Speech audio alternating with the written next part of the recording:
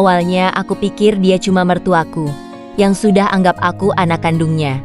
Tapi tak kusangka dia layaknya singa lapar ketika melihatku. Dan diam-diam, dia punya niat tersembunyi yang bikin aku nggak bisa tidur di setiap malam-malamku. Kenalin, aku Maren, umur 27 tahun.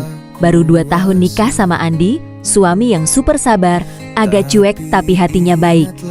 Kami tinggal satu rumah sama orang tuanya karena suami anak tunggal. Selain itu, suamiku gak tega ninggalin ayahnya sendirian, padahal dia seorang duda. Awalnya semua baik-baik saja, aku menjalankan rutinitas sebagai ibu rumah tangga yang baru. Tapi lama-lama aku mulai ngerasa aneh. Sikap bapak mertua, Pak Darto, yang dulu kalem dan selalu menjaga adab, sekarang sering banget senyum-senyum sendiri kalau aku lewat. Kadang nanya hal-hal yang gak penting. Pernah juga dia berkata, "Maren ini makin cantik ya. Kalau dulu bapak masih muda, bisa rebutan sama Andi nih." Aku cuma bisa ketawa kering, kirain bercanda, dan aku gak pernah memikirkan setelahnya. Tapi lama-lama makin janggal, jadi ngeri. Suatu hari pas suami lagi keluar kota, aku sendirian di rumah sama mertua. Malam-malam, aku lagi ngelipet baju di ruang tengah, Pak Darto lewat terus duduk deket banget. Tangannya nyolek-nyolek bahu aku. Aku langsung bangkit, pura-pura mau ke dapur. Tapi jantungku deg-degan gak karuan. Ini gak bener. Tapi aku takut kalau cerita suamiku malah gak percaya dan menuduhku suka omong kosong. Kadang, orang yang paling kita hormati justru yang paling bisa membuat kita kehilangan rasa hormat. Tapi kebenaran gak bisa disembunyikan selamanya. Pagi itu, suasana rumah hening seperti biasa. Tapi dalam hati, aku mulai resah, gelisah.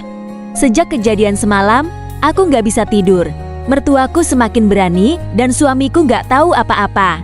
Waktu aku masak di dapur, Pak Darto datang nyamperin sambil membawa koran. Pura-pura nyari kopi, padahal aku lihat jelas dia sengaja nempel-nempel. Sebenarnya aku merasa risih, namun aku tetap berbaik sangka dan bersikap biasa. "Maren, kopi hitam bapak mana ya? Tapi kalau kamu senyum gini, bapak udah gak butuh kopi kok, udah seger duluan hehehe." Saya cuma menjawab, "Ada di rak atas pak." Tapi badanku gemetaran, ngeri, jijik. Meski begitu aku harus tahan. Ini rumah dia. Di sini aku hanya seorang mantu menumpang. Siangnya, aku curhat ke sahabatku lewat telepon. Tapi sayangnya, percakapan kami didengar bapak mertua. Entah kenapa, bukannya kaget atau marah atau merasa bersalah, dia malah senyum-senyum genit ke arahku. "Maren, kamu tuh orang baik. Jangan suka cerita-cerita yang aneh sama orang lain. Ya kalau orang itu orang baik, kalau dia orang yang suka ngegosip, kan kamu sendiri yang rugi." Aku tak menyahuti, hanya tersenyum kecil sambil membatin. Gak usah menilai orang lain kalau cuma mau menutupi kelakuanmu. Makin kesini, aku makin gak tahan juga.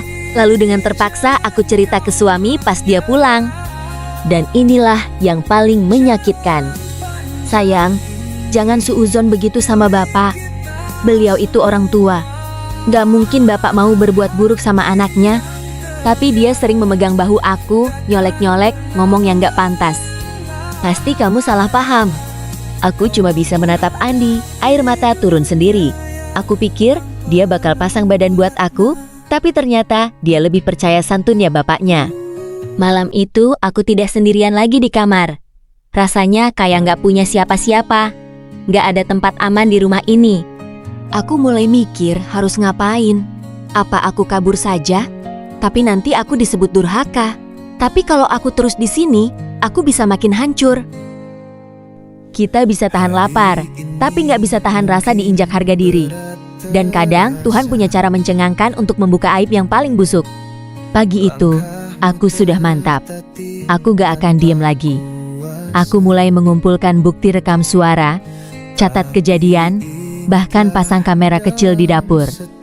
Aku tahu ini gila, tapi kalau bukan aku yang nyelamatin diri sendiri, siapa lagi? Hari itu, saat rumah lagi sepi, Pak Darto datang ke dapur lagi, kayak biasa. Tapi kali ini kamera kecil itu menyala. Aku diam, pura-pura gak tahu, biar dia mulai dengan kelakuan aslinya. "Maren, udah deh, kamu tuh ngapain pura-pura nolak? Bapak tahu kamu juga suka kan? Kamu gak puas sama Andi kan?" Dia mulai dengan aksinya.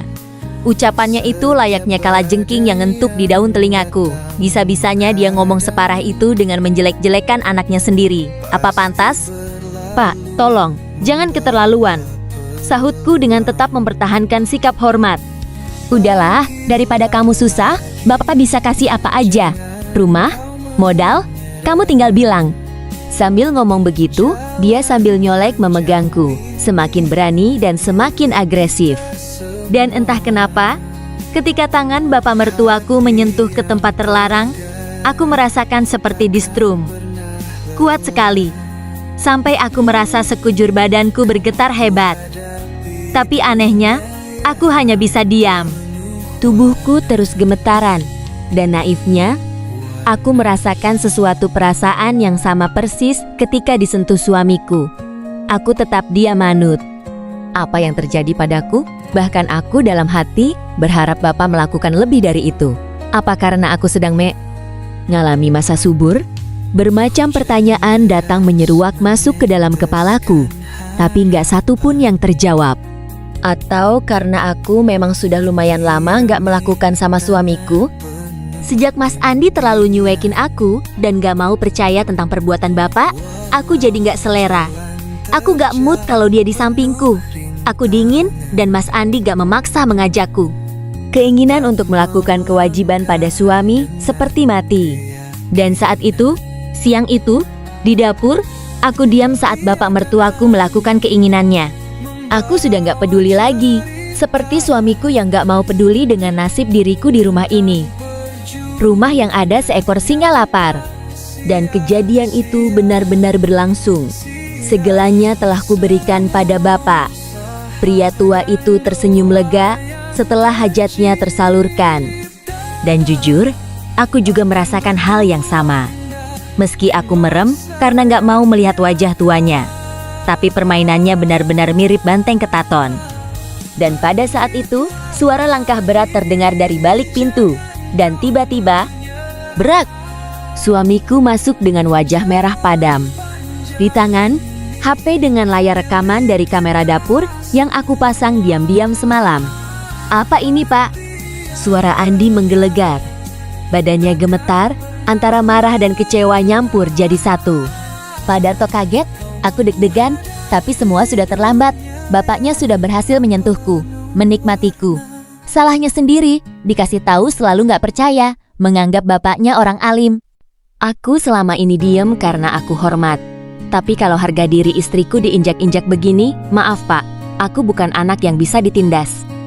Hari itu juga Andi bawa aku keluar dari rumah itu. Kami pindah ke kontrak kecil, sederhana tapi tenang, gak mewah tapi damai. Beberapa hari kemudian, Andi nyamperin aku yang lagi masak. Sayang, maaf ya, aku telat percaya. Tapi akhirnya kamu percaya, itu cukup. Dan malam itu, untuk pertama kalinya sejak lama aku merasa dicintai sepenuh hati. Andi memberiku seteguk air bening yang segarnya luar biasa. Sampai aku merasa semangat lagi. Bahagia kembali masuk ke dalam relung hatiku. Meski ada sesuatu yang sudah ternoda di diriku, tapi karena Andi gak mempermasalahkan, aku pun akan melupakan. Inilah hidup, yang selalu menyuguhkan cerita-cerita gak terduga. Kadang luka membuka mata. Dan ketika semua topeng runtuh, yang tersisa adalah siapa yang benar-benar berdiri di sampingmu. Setiap badai yang datang